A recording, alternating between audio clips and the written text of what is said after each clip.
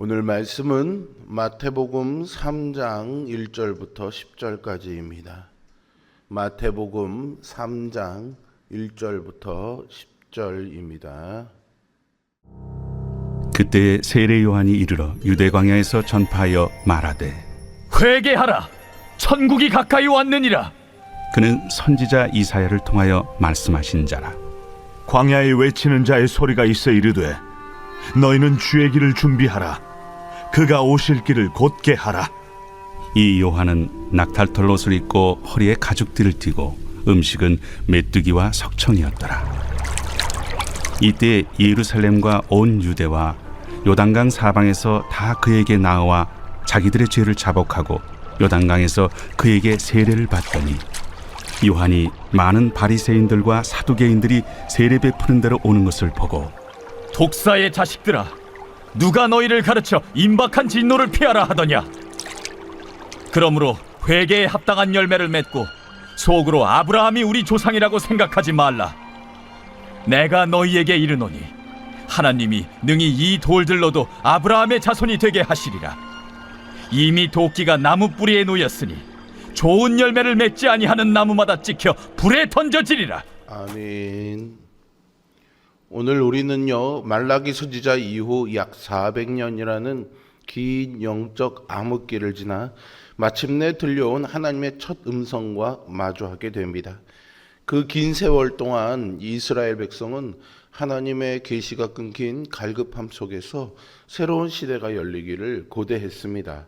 그런데 그 침묵을 깨고 유대의 광야에 나타난 세례 요한이 외친 것은 위로나 축복의 메시지가 아니었죠. 그것은 바로 회개하라, 천국이 가까웠느니라 라는 선포였습니다. 요한은 천국이 가까이 왔음을 선포하면서 오직 진정한 회개와 그 열매가 하나님 나라 백성의 증거임을 가르쳐 줍니다. 요한의 이 선포는 오늘 우리를 향합니다. 이 시간 우리 역시 세상의 소란함을 뒤로하고 광야와 같은 심령으로 주님의 음성에 귀를 기울여야 합니다. 우리의 삶의 진정한 회복은 나의 죄악을 직면하고 하나님께로 돌이키는 그 지점에서부터 시작되기 때문이죠. 그리스도의 십자가의 은혜로 하나님의 자녀된 우리는 삶의 자리에서 어떤 믿음으로 살아야 할까요? 첫째로 삶의 방향을 하나님께로 돌리는 참된 회개가 필요합니다. 세례 요한은 광야에서 회개하라라는 메시지를 선포하면서 형식적인 신앙에 머물러 있던 이스라엘에게 하나님께 돌아오라고 외쳤습니다. 요한이 사역했던 광야는 사람이 살지 않는 황량하고 고독한 곳입니다. 그러나 바로 그곳에서 요한은 하나님과 깊은 교제, 독대를 통해서 받은 살아있는 말씀을 선포했던 거죠. 그는 단순한 설교자가 아니라 왕의 행차를 앞두고 길을 평탄하게 하도록 임명받은 하나님의 전령이었습니다. 세례 요한이 가장 먼저 선포한 메시지인 회개하라라는 말은 단순히 지은 죄를 유감스럽게 여기라는 뜻이 아닙니다. 이것은 마음을 바꾸다라는 의미로요, 머리로 깨닫고 마음으로 느끼는 단계를 넘어 의지적 행동을 동반해 하나님께로 완전히 돌아서는 것을 의미합니다. 가룟 유다처럼 자기 잘못을 괴로워하지만 후회만 해서 멸망에 이르는 경우도 있고요. 베드로처럼 삶의 방향을 수정해서 주님께 나아가는 회개가 있는데 이는 생명을 얻게 합니다. 우리가 이토록 단호하게 회개해야 하는 이유는 천국이 가까웠기 때문입니다. 당시에 이스라엘은 자칭 하나님의 백성으로서 율법을 지켰지만 마음은 하나님을 떠나 있었습니다. 예배는 습관으로 변해 있었죠. 이스라엘 향한 회개의 선포는 천국이 가까이 왔기 때문이었습니다. 그리스도께서 오심으로 하나님 나라가 시작되었고 그때가 바로 하나님께 방향을 돌릴 기회였습니다. 여기서 천국 혹은 하늘나라는요, 하나님의 주권이 초월적으로 미치는 통치와 왕권을 의미합니다. 주님께서 이 땅에 오심으로 하나님의 통치는 이미 시작되었습니다. 하나님의 나라는 단순한 미래의 약속이 아니라 현재 우리에게 다가온 현실입니다. 그러므로 요한의 메시지는 단순히 그 시대를 향한 경고에 머무는 것이 아니라 오늘을 사는 우리에게도 똑같이 울려 퍼집니다. 광야에서 들려오는 첫 외침은 화려하지 않습니다. 좋은 사람이 되라고 하지 않습니다. 더 노력해라고도 하지 않습니다. 하나님께서 내 삶을 찾아오셨다는 현실 앞에서 방향을 바꾸라는 부르심이죠. 회개라는 말은 종종 우리에게 무거운 짐처럼 들립니다. 우리가 잘못했으니 벌을 각오하라는 말처럼 오해되기도 쉽습니다. 그러나 성경이 말하는 회개는 단지 후회가 아닙니다. 후회는 울고 끝날 수 있지만 회개는요, 방향을 바꾸는 것이기 때문이죠. 지금까지 나를 중심으로 세워둔 삶의 중심축이 하나님께로 돌아서는 것입니다. 이것은 도덕적인 의무를 더 얹는 일이 아니라 존재의 방향이 새롭게 조정되는 일입니다. 왜냐하면 하나님의 나라가 가까이 왔기 때문이죠. 하나님 나라가 가까이 왔다는 말은 종교를 더 열심히 하라는 뜻이 아닙니다. 하나님이 다스리는 현실이 우리 앞에 도착했다라는 뜻이죠. 하나님이 우리를 외면하시는 분이 아니라 우리를 찾으시는 분이라는 뜻입니다. 하나님은 멀리서 점수를 매기시는 분이 아니라 가까이 오셔서 우리를 살리는 분이십니다. 우리는 보통 회개를 나를 고쳐서 하나님께 가는 방법으로 생각합니다. 그래서 회개는 끝없는 자기 점검과 자기 혐오로 변질되기도 하죠.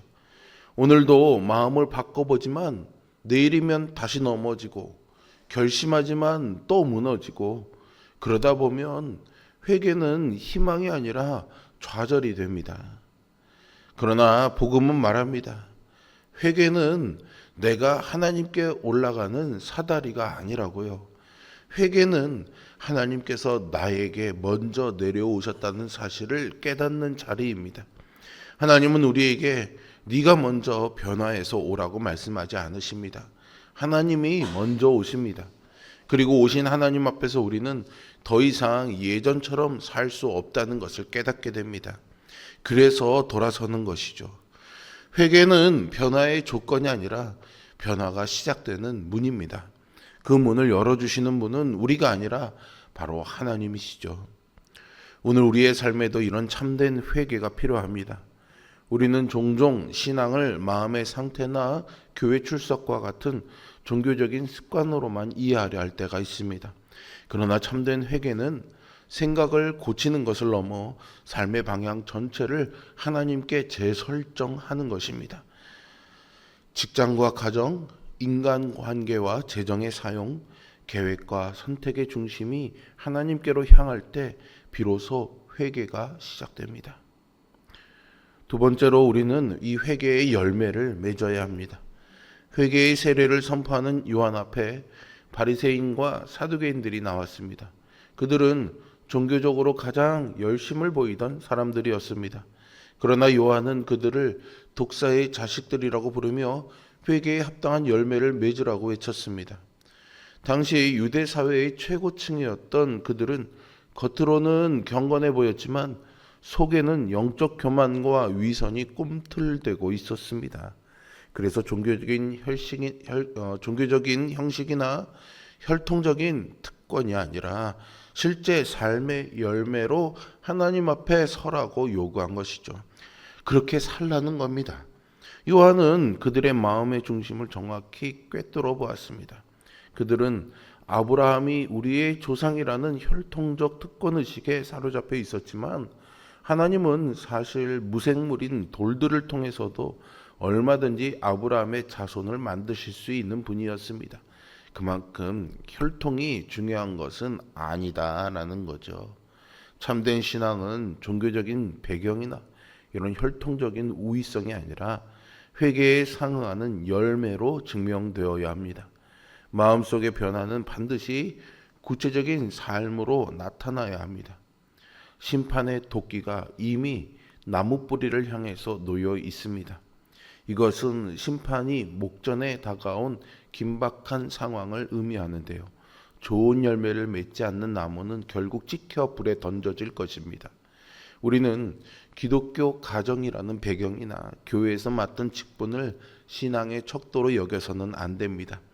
주님은 우리의 신앙이 삶의 열매로 나타나는지를 보십니다. 말과 행동에서 사랑과 거룩의 열매가 드러나며 선한 행실로 하나님을 영화롭게 하는 것이 참된 회개의 증거입니다. 여러분, 회개의 열매가 없는 믿음은 뿌리 없는 나무와도 같습니다. 외형은 그럴듯하지만 결국은 불에 던져질 수밖에 없죠. 우리의 신앙은 반드시 구체적인 열매로 드러나야 합니다. 마지막으로 우리는 임박한 심판을 기억하며 회개의 복음을 전해야 합니다. 세례 요한은 이미 도끼가 나무 뿌리에 놓였으니 좋은 열매를 맺지 않는 나무마다 찍혀 불에 던져진다 선포했습니다. 이것은 회개 없는 삶은 심판을 피할 수 없다는 경고입니다. 동시에 이 말씀은 소망의 초대이죠. 도끼가 뿌리에 놓여 있지만 아직 찍히지 않았습니다. 하나님은 회개할 기회를 여전히 열어주고 계시는 거죠. 오늘 우리의 삶에서도 하나님의 경고와 초대는 동일합니다. 죄의 길을 고집하는 삶은 결국 멸망으로 가지만 회개로 돌아서는 자는 용서와 새 생명을 얻습니다. 예수 그리스도께서 오셔서 우리의 죄를 담당하시고 십자가 구원의 길을 열어주셨습니다. 회개는 단순히 두려움에 대한 도피처가 아니라 그리스도의 은혜로 들어가는 문이 됩니다. 사랑하는 성도 여러분, 열매 맺는 성도의 삶을 통해서 깨어진 세상에서 신음하는 영혼들을 회개의 은혜로 이끄는 증인으로 서기를 주님의 이름으로 축복합니다. 오늘 말씀을 통해 우리는 세례 요한이 광야에서 피를 토하는 심정으로 외쳤던 그 핵심 메시지를 다시금 확인했습니다. 그것은 곧 오실 주님을 맞이하기 위해 우리 삶의 모든 영역을 하나님께로 돌이키라는 준엄한 명령이었습니다.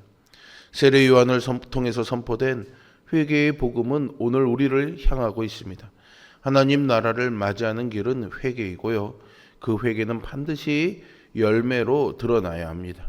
삶의 방향을 하나님께로 돌이켜 사랑과 거룩, 용서와 섬김으로 열매 있음을 증명해야 합니다. 주님, 저는 제 길을 알지 못합니다. 하지만 이제 주님께 돌아갑니다. 라는 이 고백을 주님은 절대로 가벼이 여기지 않으실 것입니다. 하나님 나라의 문은 완벽한 사람에게 열리는 문이 아니라 돌아오는 사람에게 열리는 문입니다. 오늘 그 문 앞에 여러분이 서 계신다면 주님은 이미 여러분을 향해서 손을 내밀고 계시는 것입니다. 그리고 그 손을 붙잡는 순간부터 여러분들의 이야기에는 새로운 길이 열리게 될 것입니다. 오늘 우리의 삶을 점검해보고 지금 하나님께로 돌아가 참된 회개의 열매를 맺는 성도로 살아가시기를 주님의 이름으로 축복합니다. 기도하겠습니다.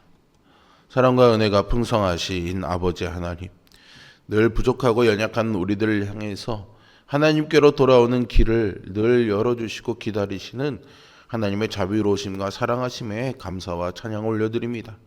하나님이 우리를 위해서 은혜로 열어주시는 그 문이 있음에도 불구하고 우리는 여전히 우리가 정한 문을 향해서 우리가 노력하는 그 문을 열고서 들어가려고 애쓰며 살아가고 있는 것은 아닌지 돌아보게 됩니다. 마음으로만 후회하고 돌이키는 땅을 치는 그런 회개에 머무는 우리들 되지 말게 하여 주시고 하나님이 우리에게 베풀어 주시는 귀한 이 은혜를 기억하며 돌아서서 이제는 하나님 앞에서 살아가는 믿음의 삶을 살게 하여 주시고 그 믿음의 삶의 문을 열 때에 하나님의 통치가 우리의 삶에 임하는 하나님 나라가 되게 하여 주옵소서. 우리 청년들 어제부터 이제 수련회를 진행하는 가운데 있습니다. 전국의 모든 성결교회 청년들이 모여서 거룩한 집회를 여는 그 자리에 하나님 성령으로 임재하여 주시고 특별히 우리 교회 청년들에게 정말 이 어두운 시대에서 비전을 가지고 희망을 가지고 용기 내어 살아갈 수 있는 하나님의 은혜를 더하시는 은총이 있도록 역사하여 주옵소서. 예수 그리스도의 이름으로 기도합니다. 아멘.